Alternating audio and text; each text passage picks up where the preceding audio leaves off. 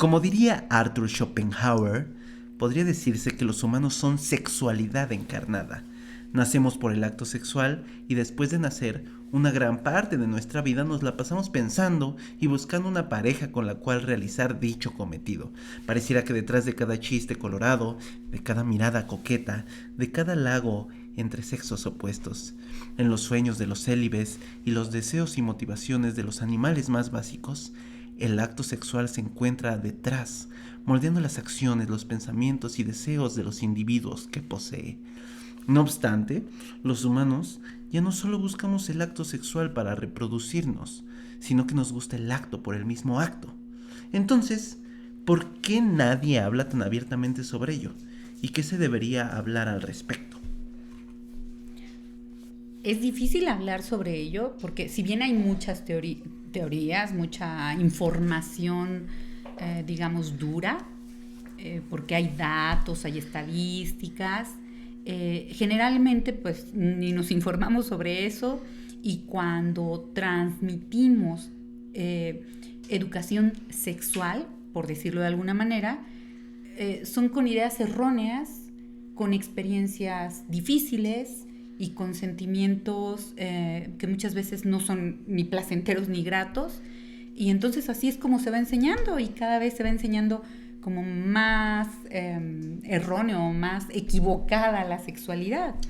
Y creo que gran parte del problema de esta mala educación sobre la sexualidad ha sido la influencia de las religiones respecto al tema. En general, la mayoría de las religiones ven como algo pernicioso, algo malo, algo de lo cual no se debe de hablar, algo sucio, el tema de la sexualidad. Y entonces a partir de eso, como nadie lo quiere hablar, prefieren dar explicaciones a los niños y en general a todos para tratar de evitar el tema, así como de ay no, déjese ahí porque eres cochino, o si haces eso te vuelves impura, o cosas por el estilo, en donde surgen demasiados prejuicios después que se empiezan a pasar generacionalmente sin saber bien por qué los tienes. Es correctísimo eso que dices. Yo creo que es muy vivencial, pero además es natural, ¿no? Transmitir información de acuerdo a las experiencias que vivimos. Ejemplo que pues a lo mejor mucha gente de mi generación puede estar de acuerdo. Cuando me enseñaron a mi religión, una familia católica, generalmente todo era pecado. Todo es desde escuchar música que hablara con un poco, que en aquel entonces no era tan común, pero era pecado, o sea, todo era pecado. Entonces vivir la sexualidad pues ni al caso, era como súper pecado, ¿no? Y lo que menos querías de niño o de adolescente, o bueno, de niño, era pensar que te podías ir al infierno, por ejemplo, ¿no? Y entonces imagínate vivir tantos años creyendo que la sexualidad es un acto pecaminoso. Es muy fuerte. Hasta que, bueno, vas aprendiendo, vas estudiando, vas escuchando otras cosas, vas transformando lo que sabes y te das cuenta que la sexualidad es tan natural y que es parte de la naturaleza humana y que vivirla y enseñarla de ninguna manera tiene que ver con algo pecaminoso. Claro, ni algo malo. Entonces, ni algo malo. Siento que más bien las personas, igual ya con sus prejuicios, deberían de preguntarse bien de dónde vienen esas creencias sobre el sexo, de los amigos, de la familia, de la religión, del porno. Vienen de alguna experiencia de culpa, de castigo, de miedo, alguna experiencia traumática, o vienen de una experiencia placentera, y después deberían de ellos replantearse qué tipo de experiencia sí les gustaría tener, porque al final de cuentas la sexualidad es una gran parte de la vida humana y pues es buena, o es una buena experiencia, sí. ¿No? Una experiencia, diría yo, incomparable a otro tipo de experiencia. Sí, claro, y yo creo que tan incomparable que una vez escuché a una mujer, pues digamos que hasta cierto punto muy sabia, pueden visitar su canal, se llama María Elena Miura, y definió la sexualidad de una manera tan simple, tan linda, que dije, wow, qué rico. Dice, la sexualidad es energía viva, energía de vida. Nacemos, nos concebimos a través de un acto sexual, nacemos por órganos sexuales y experimentamos por todo lo que implica la sexualidad, ¿no? Que es desde relacionarse, hormonas, feromonas, o sea, es rico, o sea, la sexualidad no está delimitada a lo que es el acto sexual, ¿no? En donde hay penetración, en donde hay un vínculo así de... Exacto, y siento que que los humanos tenemos el órgano sexual más importante de todos, que es el cerebro. Claro. Y realmente los humanos, como ya no solamente buscamos el sexo por reproducir y dejar nuestra semilla para engendrar a un nuevo humano, lo que se disfruta del sexo no es tanto el mismo acto, sino lo que conlleva el acto, que es el erotismo. Y creo que muchas personas tienen como esta idea de que el sexo solamente es sacar, meter y ya, ¿no?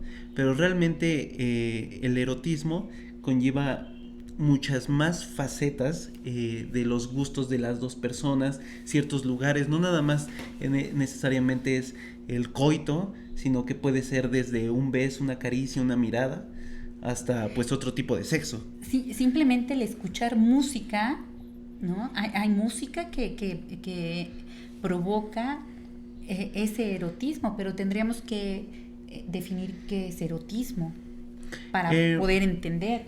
Podríamos decir que, por lo menos desde la perspectiva de un etólogo llamado Desmond Morris, el humano puede tener muchos tipos de sexo. Puede tener desde el simple hecho de querer procrear hasta el hecho de querer dominar. Puede tener sexo para mostrarse con un cierto estatus ante la sociedad. Puede mostrarse como para validar su propia hombría. Pero realmente el disfrutable, el que él considera como que es la experiencia más placentera, siempre conlleva cierto erotismo, que es justo la interacción entre dos personas, en donde la excitación va más allá de lo físico, sino también de la imaginación, de la fantasía, combinado con la estimulación sensorial, y entonces todo eso genera una experiencia placentera. Claro. Y fíjate qué interesante, porque el cerebro, al ser tan dinámico, puede aprender desde las malas experiencias, y lo aprende muy bien. Y entonces lo que sigue después de eso, al aprender temas relacionados con esas malas experiencias, pues esa es su base, la mala experiencia, y todo lo va conformando con esa base. Y reaprender le cuesta mucho trabajo al cerebro. El cerebro está diseñado para aprender, pero si algo le cuesta trabajo al cerebro es reaprender, más bien desaprender y reaprender. Y por eso es tan difícil cambiar como estas creencias sobre la sexualidad y sobre la educación sexual, sobre el erotismo, sobre el placer, sobre todo lo que implica. En especial si nadie las habla, ¿no? Exactamente. Y además que cuando las hablan, pues todos las hablan a través, como dijiste al principio, de prejuicios, de mala información, de malas experiencias. Y bueno, pues aquí es donde entra entonces el cerebro en acción, que es reaprender, pero desaprendiendo. Entonces creo que para tratar de reaprender, deberíamos de señalar ciertos mitos como los más grandes, los que más se han pasado en generaciones y que ya no aplican, y que la verdad sería bueno como que si alguno de ustedes piensa que tiene alguno de ellos, pues consideraría cambiarlo, porque pues es una creencia falsa, ¿no? Por ejemplo, que el tamaño importa. Y sí importa, pero no necesariamente un pene más grande es mejor. O un busto más grande, o unos pechos grandes, o un trasero grande son mejores. Claro, bueno, el busto y el trasero supongo que depende de los gustos, ¿no? Exacto. Pero la diferencia con el pene es que puede generar una incompatibilidad genital. Entonces, a lo mejor un pene muy grande a una mujer sí le gusta y siente bien, pero igual a otra le lastima y jamás lo va a poder disfrutar.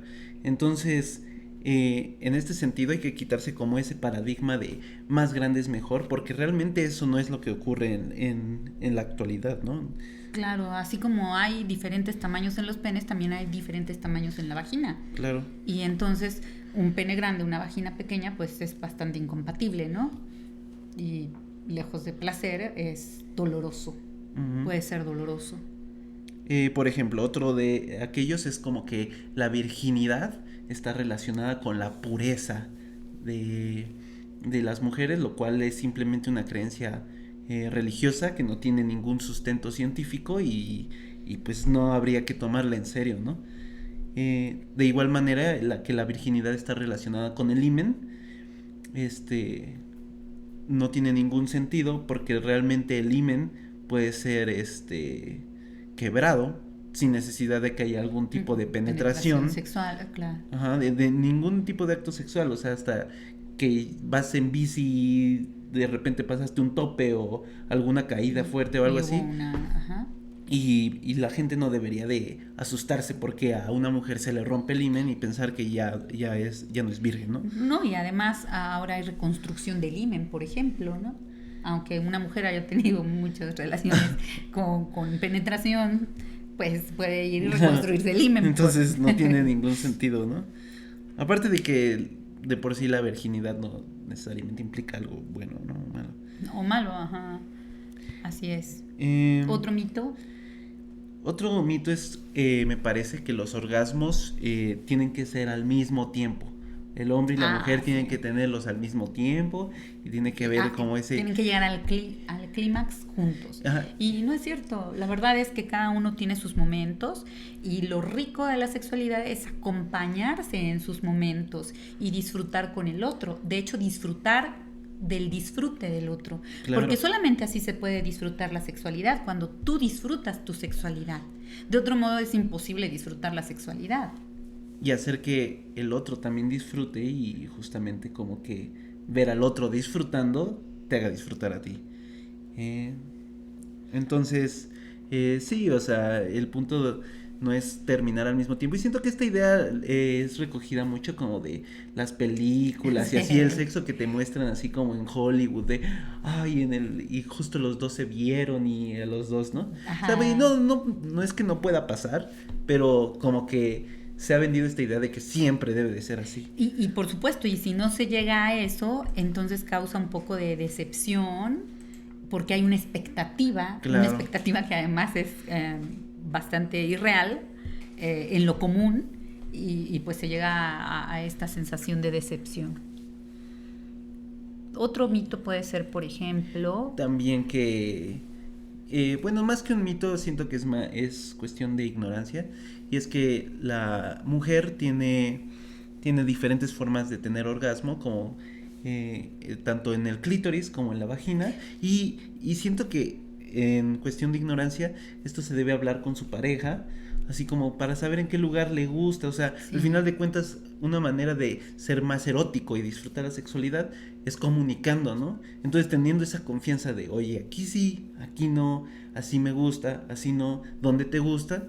Pues es como pueden generar una buena experiencia, ¿no? Porque si no se dicen nada, entonces los dos se quedan así con sus prejuicios igual y dicen, no, es que eso no me gusta y así, pero como les da pena hablarlo. Sí. Y luego es más fácil que una mujer le cuente a una amiga lo que no le gusta de la pareja, que a que se lo diga a su propia pareja, y pues nadie es adivino. Si alguien no sabe lo que el otro necesita, lo que al otro le molesta, ¿cómo lo puede cambiar? Claro. El clítoris, además, aquí hay que hacer una aclaración, sus terminaciones nerviosas son muy grandes. El clítoris abarca mucho. No es nada más la parte física de carne chiquita, ¿no? Que se puede sentir muy fácil, sino que las terminaciones nerviosas son muy amplias. Y bueno, podríamos decir que cómo podemos reaprender. Creo que al final de cuentas es trabajo de cada quien, como hacer una introspección real sobre qué es lo que me han enseñado, qué es lo que yo he aprendido por mis propias experiencias y por mi propio conocimiento. Y al final de cuentas tratar de ver qué experiencia sí nos gustaría tener, y tomando a lo mejor un poco de lo que dijimos, tratar de comunicar más con nuestra pareja y Pero, bueno, lo que pasa es que la sexualidad no solo se vive con la pareja. Uh-huh. La sexualidad comienza con uno. De hecho, empieza con uno, ¿no? Claro, también nuestra autoexploración. Sí. También hay muchas mujeres que a lo mejor hasta les da pena tocarse, ¿no? Masturbarse ellas solas y piensan que eso está mal, ¿no? Pero si la sexualidad, fíjate, es energía en movimiento, la sexualidad son conductas, son comportamientos que se expresan. No precisamente la mujer tiene que tocarse o masturbarse para sentir placer sexual, o el hombre, ¿no? La sexualidad se manifiesta a través de la sensualidad. Entonces, por ejemplo, comer algo rico, escuchando música linda, también al untarse crema, sobre todo las mujeres, ¿no? Que somos como más dadas a cuidarnos la piel. Digo, los hombres también lo hacen, pero en las mujeres como muy común. El hecho de frotarnos con esa delicadeza o con esa atención, ese ya es un acto sensual que tiene que ver con los sentidos. Con lo sensorial. Claro, con lo sensorial. Entonces podemos empezar a practicar la sexualidad así y la sensualidad así, para que cambiemos esas experiencias negativas que incluso nuestra memoria celular ha tenido, para enseñarle que hay otras formas nuevas de experimentarnos. Claro, porque al final de cuentas las experiencias que se quedan, que se aprehenden con H intermedia, son gracias a que hubo ciertas emociones que le dieron ese peso en algún punto de la vida. Entonces hay que aprender a llevar nuestra sexualidad con alegría, con sorpresa, con motivación. ¿Y por qué? Bueno, pues porque las emociones ayudan y apoyan el aprendizaje, ¿no? ¿Y cómo podríamos aprender con alegría? Recuerden, alegría no significa estarse riendo siempre todo el tiempo. Alegría es esta parte de estar como en una especie de tranquilidad, pero también sentir confianza, saber que el mundo externo no es una amenaza y que yo tampoco soy una amenaza para los otros. Entonces, eso es la alegría. La sorpresa, bueno, pues activa el tálamo en el cerebro y esto incrementa la atención. Y eso hace que el aprendizaje sea mayor, esté enfocado. Y la motivación es parte de la alegría, de la sorpresa, que aporta esa energía extra al cerebro en forma de glucosa y oxígeno. Y eso le permite funcionar con eficiencia al cerebro más tiempo. La motivación, de hecho, es placentera. Por eso cuando estamos motivados por algo, sentimos mucho placer y lo valoramos como algo positivo. El hecho de poder experimentar sensualidad en nuestras acciones, pues hace que todo esto sea más fácil de transformar, ¿no? Así que con eso esperamos que después de este video ustedes estén más motivados para reaprender su sexualidad y vivirla de una mejor manera, más a gusto, en donde ustedes las pueden disfrutar. Y comenten sus dudas, aquí estamos para responderlas. Y nos vemos la próxima semana. Claro, y si saben de más mitos que ustedes han vivido o que han escuchado, déjanos en los comentarios, podemos tener una buena charla sobre eso también. Hasta luego. Gracias.